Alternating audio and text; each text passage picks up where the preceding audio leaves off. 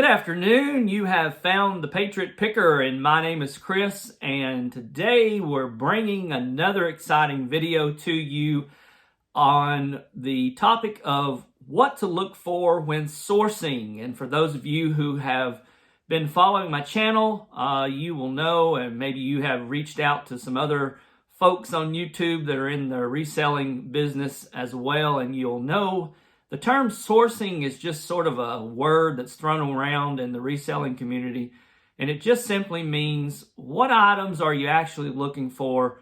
We want to be able to have a great profitable turnaround. And so again, just to kind of reiterate what we said in our first video of this series, when we covered electronics, we talked about sourcing is just simply what items that you can find that you can sell for profit. And a couple of things to keep in mind when you're doing this. Number one, you do not want to be making unwise buying decisions. For example, we do not want to be spending $5 for an item because we're all excited that maybe it's brand new in the box and all we're going to make is $7. That is not, in my opinion, and there's lots of folks out there doing this and they may disagree with me, but in my opinion, that is not a very wise resale. What I'm looking to do is find items at the lowest possible price that have high comp value. So for example, I will find an item that is 99 cents at a local thrift store, and I look that item up on eBay and it is going for $10 or more. That's an example of how we go about doing this sourcing. So another key component, key thing to keep in mind when sourcing is that you want to be looking for items that are popular, that are selling currently. You can find items all day long, and it doesn't mean that just because it's brand new that it's selling on eBay. As a matter of fact, there's been multiple times that I've been in thrift stores and I'll find an item, and in my way of looking at it, it is a really cool thing, and man, I'd really like to have this myself. And then I look it up on eBay and find that it is not selling, or there's not even any listed. Now that doesn't necessarily mean that you shouldn't list it, because sometimes it could mean that the item is hard to find. But you've got to do your research, and you've got to find items that people are in the market for. So those are a couple of things to be paying attention to. And now we're just going to jump right in to our next topic, and that's going to be toys, puzzles, board games, and plush animals. So the first thing we're going to talk about are toys. And so what I'm going to do is I'm going to demonstrate to you how I go about choosing certain toys. Now, the first thing that I'm showing you here is one of the old things that a lot of us grew up with, and I'll bring this up just a little closer so you can see. This is one of the smaller editions of the Farmer Says, or as some folks like to call it, the Speak and Say. So basically you have a cord here on the side, and when you pull the cord, the dial turns and lands on one of the animals, and you hear something said through the system.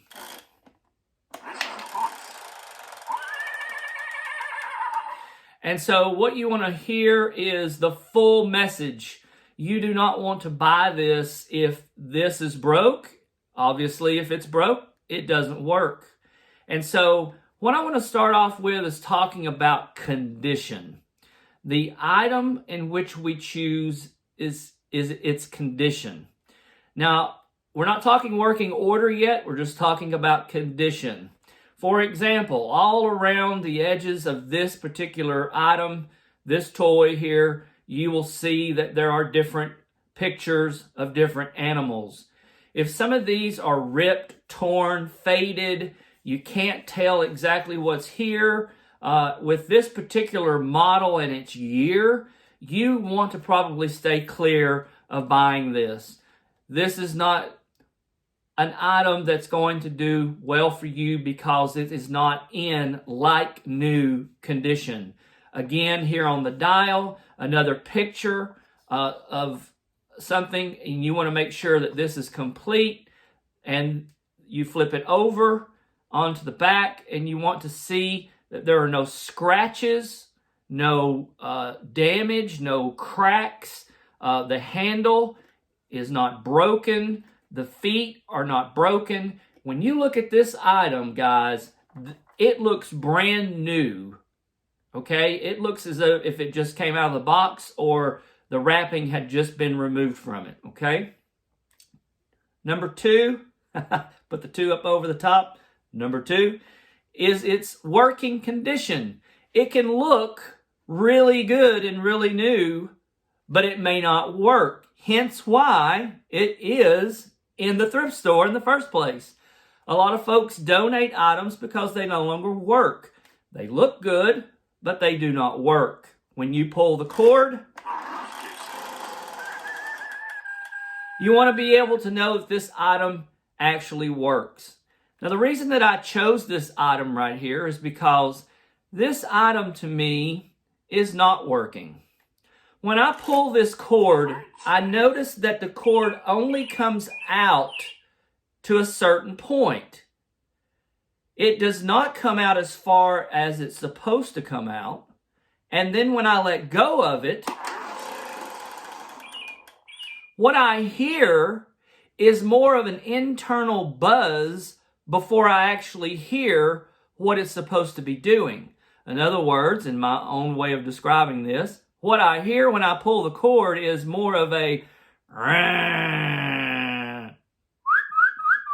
so I do that to demonstrate that if it was landing on the bird and all I hear when I pull the cord is and that is a broken toy to me. What I should hear when I pull the cord is a voice speaking and then all of a sudden a bird singing and then it's over.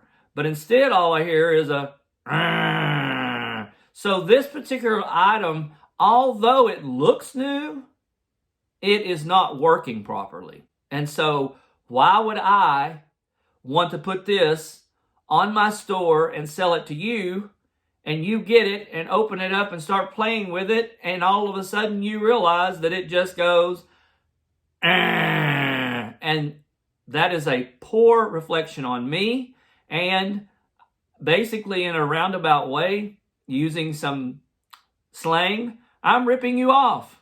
And that's not my business style. So pay attention to whether the item works. Okay, so we talked about the condition. We talked about number 2, whether it works. And also what we want to talk about is its age. This particular item, if I can bear with me just a second, this item is a 2013 model, okay? Now, this is not one of your vintage ones because, as you remember, the vintage Speak and Say or Speak and Tell, whatever these were called, they were larger and more of a size of an actual dish plate, and this one is a small one. So this is kind of the updated version of it, and although it should work, it is not working properly. But we want to make sure that we look for items that are dated, that could be vintage, okay? Now, FisherPrice, which is one name brand of a company, which makes this item, I do believe. This is actually, no, this is not FisherPrice. This is Mattel. So maybe FisherPrice was the original maker of this. I would have to do some research because that answer is not with me right now, and I apologize for that. But let's say, for example, this is Mattel, of course, and we want to make sure that we're looking on eBay to see how popular this item could be, okay? Because sometimes items can be going for more amounts of money because of the fact that they are the vintage item, say from the 70s or 80s, and in working condition. But this one, being newer, could be that you could get this item just as cheap or for the same price, I should say, by going to Walmart if they are still making this product. And that's the case for a lot of toys. Some toys are still being made and manufactured the same. And so we want to look at those prices, and we want to determine whether or not it's to our advantage to pick it up. And when I bought this, I did have the intent of coming home and reselling it. But the more I inspected it, the more I realized how damaged it was, and I decided that I'm going to be pulling this from my store. I just don't want that practice, and I don't think you do either. Last, I want to talk about, when it comes to toys, I want to talk about the batteries. If an item requires batteries. Sometimes, guys, the reason why an item is not working properly could be just simply the batteries are dying. You want to be able to take batteries with you when you go to the thrift store, when you go sourcing. There's a few items that you always want to have available to you. One is you want to have a little pocket knife. The little pocket knife comes in handy when you go somewhere and they've taped something up and you can't get into it to determine whether or not all the pieces are there or whatever, specifically in the area of board games we'll be talking about in a little bit. And you want to carry with you a little small pocket knife. Another thing you want to carry with you is a small screwdriver set. You want to be able to open areas and compartments that have screws that are where the batteries are supposed to be. Sometimes it's just a little plastic clip that you open up and it's easy to get in, but sometimes they're actually screwed down, which requires a screwdriver to open. So you want to carry one of those little screwdriver sets with the multiple heads so that you can be ready to do some checking. And then the third thing that you want to take with you sometimes is a small magnifying glass, because sometimes items are marked and it's hard to see them with the naked eye or even with glasses. So you want to take a magnifying glass to be able to read some of the things that could be written that you need to be able to see. So those are a couple of pointers that I would pay attention to when I was going to source for toys. This particular item here is a FisherPrice toy. And if you guys that know this one well will remember, this particular toy here, when it came new, came with some plastic coins that would slide down into these holes here. When you would push this button, they would go down into the cash register. And then another area that this one is famous for is that when you turn the handle here, okay, the cash register drawer will open up and make a ding sound. And I'm sure everyone heard that, okay? And then the coin would come rolling out the side of the tray here and down. And so the kids, basically are playing with the cash register. Well, this particular item here, when I purchased it, it did not have the coins. It came just like you see. It's in working condition. It is in really good condition as far as the looks and the cosmetics. There's nothing broken, nothing cracked. So you may be asking, well, why did you go ahead and buy it if it didn't come with all the correct parts? And that is because when I went on to eBay to look, due to the fact that this is FisherPrice, which is a very, very popular name brand, and a very popular toy of FisherPrice, this particular item was selling well, even if you did not have the coins. So another thing that you need to pay attention to before you buy something is to see whether or not the item is selling even without the parts. Or maybe I found this item, it had the coins, but the register was in poor condition, but the coins were in good condition. I could look up the coins themselves to see if there are folks out there who are needing just the coins to complete their set.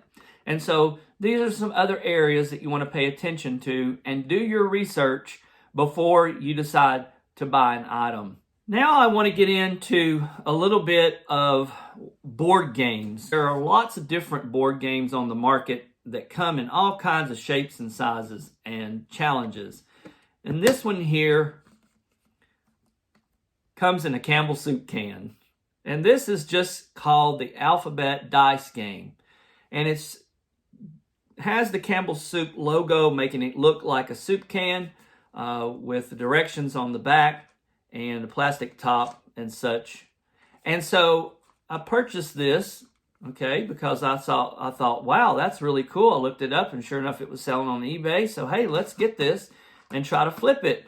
And Mr. Chris here, Patriot Picker, got home and discovered that when I went in to look at all the parts, there should have been the exact number of alphabet dice included. And guess what, guys? I was one short. Yes, that's right. I was one short. So, with one short, is this game worth selling? I wouldn't want to buy it because I can't play the game correctly if I'm one die short. Many of you have played this before. You know how this works. It's basically a few teams against one another. And I purchased this. I opened it up at the store. I looked at its box condition, which is another key area when it comes to boxed board games that you want to pay attention to, is what is the condition of the actual box. Boxes, believe it or not, are very important to people when it comes to board games. But a lot of folks really want their box to be in good condition. And of course, you know, this isn't a new one. This is a used item. And so the box is still in really good condition, okay? So I got this home and I opened it up and did the inspection. And, I was even, doing the inspection while I was at the store. But a lot of times you get in a hurry. You see something else that kind of gets your attention away from what you're looking at, and you make some common mistakes. And I made a mistake of not checking this thoroughly. And when I got home, I realized that this particular item came with a hourglass timer. And this particular box did not have the timer in it. Now, when it comes to board games with hourglass timers, there are so many of them that picking one up to complete your set is not that big of a deal. You can usually find them in another, say, poor board game and pay 99 cents for it at your local thrift store, and then just take the hourglass out of that one and include it in this one and complete your set.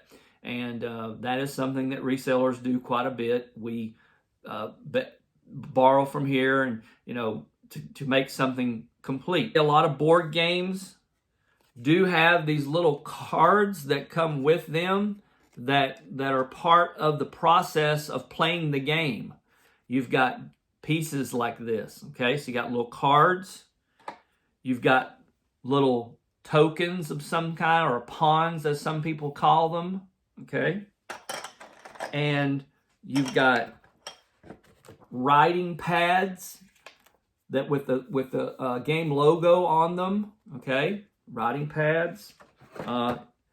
Different games, guys, come with all kinds of different parts and pieces. So I want to park here for just a second and talk about how, if I got home and realized that this piece right here was dirty, damaged, broke in any way, I'm not going to sell this. I'm not going to take this and put this in a game and talk about how this is a great, game that's in great condition, but yet the pieces in it are not. That is just something that you don't. That's poor business, okay? We don't want to be poor business people. We want to respect our buyers, be honest with our buyers, and explain to them exactly what's going on. Now, sometimes folks will go ahead, and if you want to put it in the description that this particular board game is missing some pieces and is sold as is, and they're in agreement to go ahead and purchase it, just be very, very careful that you make sure that you put that in your descriptions, because there are folks out there who will take advantage of you, and they will give you negative feedback, and they will claim that you did not tell them that there was something broken or missing or in poor condition. So you want to make sure that when you list an item that you do put in the description the exact details of what you're packing up and shipping to them. And a part that a lot of people leave out are the instruction manuals, the original instruction manuals. A board game is useless if you don't know how to play it. And a lot of board games are fairly common sense to how to figure out how to play, but folks love to read directions and have the instructions with them. And so when you're out there and you're opening them up to see what's included, make sure you do have a copy of the original instructions. And then also the board game itself and the condition that it is in, okay? You want to make sure that there are no rips, no tears, it's not bent, it's not got creases in it. It basically looks new, okay? And again, if you were to buy this particular game and there was a crease down through here where some young person had stepped on it, or maybe even an adult had gotten mad, picked it up and threw it across the room because he was losing the game, and did some kind of damage to this, then this is an item that you probably want to pass up when you're outsourcing. Now, let's talk about brand new board games. So this particular item we recently picked up at our local thrift store. This is Monopoly Junior. It is still brand new inside the plastic. This plastic seal around this item has not been broken, so this has never been opened before. And so this is definitely an item that you want to be have your little radar up looking for when you're out. Is brand new, never been opened before, because you can guarantee that since it's never been opened, everything is still in mint condition. And so that's a hot item to look for, anything that is brand new. Now I want to talk about puzzles. This is a particular interesting puzzle that looks as if it's in the shape of a book. And this is Snow White and the Seven Dwarfs. So the reason I picked this up was because it was unique. It has a very nice outside case to store the puzzle in. It's not your common typical just box with lid and bottom. It has some good artwork on it, and it would store nicely on a bookshelf. But one thing that you want to do when it comes to puzzles is, obviously, if they're brand spanking new, like we just talked about in Monopoly game, you know that the puzzle itself has never been used. That's one that you definitely always want to be looking for. But if it's a used puzzle, and I do pick up a lot of used puzzles, there's a couple other things that I'm looking for when I pick up puzzles. Number one, I'll open them up using that little knife I was telling you about. And I will look to see what kind of condition the pieces of the puzzle are in. I'm not going to do this right now, but you could take out one piece of this puzzle and you could inspect it and you could see, is the actual artwork coming loose from the cardboard? That is a common thing that happens in puzzles. We want to make sure that none of the pieces are like that, because if I put this puzzle together and I see that as I'm putting it together, that tells me that this is not in really good condition. It would be more of damaged, okay? Another thing that you want to do when you buy puzzles, and this is the part that a lot of folks miss, they will go ahead and count the pieces when they get home to ensure that it is the exact same number that the puzzle is supposed to have. What you want to do here is you want to make sure that all the pieces are included. What would you feel like if you bought a puzzle, and maybe this has happened to you, what would you feel like if you bought a puzzle, got it home, put it all together, and then were like one or two pieces short? That would just really not be a good day. So what we want to do is we want to make sure that all the pieces are there, and that does mean you have to sit down, pull it all out, and count them. And then sometimes a used puzzle will come loose in the box.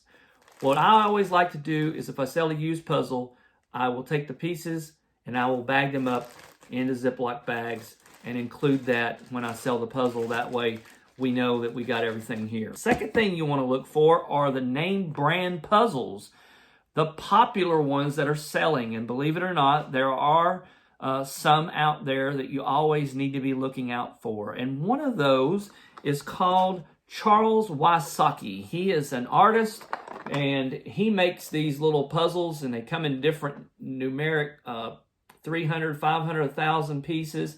But his little landscape scenes are really popular right now, and his name is Charles Wysocki. Steve Skelton, and he makes these puzzles called Tooniverse. All right, so they're basically cartoon images, all right, put into a puzzle. And this particular model with the 550 piece and the little box with the picture on the back is a very popular selling item on eBay right now when it comes to puzzles. So we got Steve Skelton and the cartoons, and then we have Charles Wysocki and his landscapes. And so I just gave you a couple of guys to be looking for when it comes to puzzles. Last I want to do here is talk about plush items. Now, when it comes to plush items, everybody's familiar with Winnie the Pooh here. Let's see if we can pull his shirt down there a little bit. Everybody knows Winnie the Pooh is a Disney character, okay? So one of the big things that you want to look for when you're looking for plush toys is Disney. The reason we're looking for Disney is because that's the hot selling plush item most of the time. And then you want to focus on, again, condition. Things like the nose is halfway missing, a missing eye, the shirt is tore. You flip him over on the back and he's stained really bad. Or a piece of the stuffing is coming out behind his ear. Anything that looks as if it's damaged, you want to stay clear of. When it comes to plush, make sure everything looks brand new. There's no cuts inside the legs where the body parts connect to the body. Seams, sewed seams, everything is the way it should be. The eyebrows, the body itself is in really good condition. No horrible smells. Believe it or not, there are some used plush animals we pick up and we smell them and we're like, oh my gosh, did a cat pee on that? No, we want to make sure that we stay clear of animals, plush, that are smelling brand new. It's a neutral smell, okay? We're not looking for perfume or cologne, guys. We're just looking for a neutral smell. When you smell it, you don't smell anything, okay? That's what you're looking for, all right? We also want to look for the tag still attached to the plush, all right? There's a lot of folks, they'll buy the plush, they'll remove the tag immediately, and that takes that item and makes it less valuable. So with that tag still on there, we can see that it comes from Disney, and we can see the trademark and the year a lot of times with the UPC symbol, and we know that this one is in pretty much brand new condition. So that's going to conclude our little video on sourcing. This is video 2 in the series. I'm looking forward to seeing you guys again, and on the next video, we're probably going to start talking a lot more about home goods and the different kinds of items that you can source that are popular and selling well on eBay.